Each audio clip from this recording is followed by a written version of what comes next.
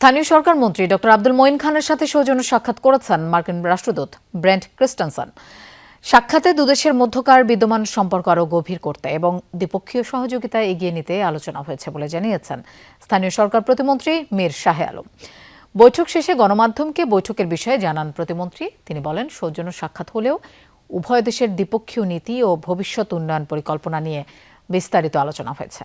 বিশেষ করে বাংলাদেশের বেশ কিছু গুরুত্বপূর্ণ খাতে পিপিপি মডেলে বর্জ্য ব্যবস্থাপনা, নবায়নযোগ্য জ্বালানি ও পানি সরবরাহের মতো আধুনিক প্রযুক্তিতে মার্কিন বিনিয়োগের আহ্বান জানানো হয়।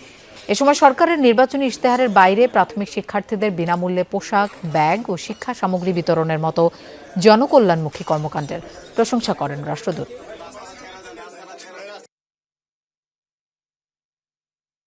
আমাদের ওয়াটার সাপ্লাই, ওয়েস্ট ম্যানেজমেন্ট এবং রিনিউয়েবল এনার্জিগুলোতে তারা আমাদের পিপিপি মডেলে সহযোগিতা করার ব্যাপারে আশ্বস্ত করেছেন এবং এ ব্যাপারে পরবর্তীতে আমাদের অফিসিয়ালি সেক্রেটারি লেভেলে এবং ওনাদের দায়িত্বশীল ব্যক্তিরা আবার বসবেন এবং কথা বলবেন।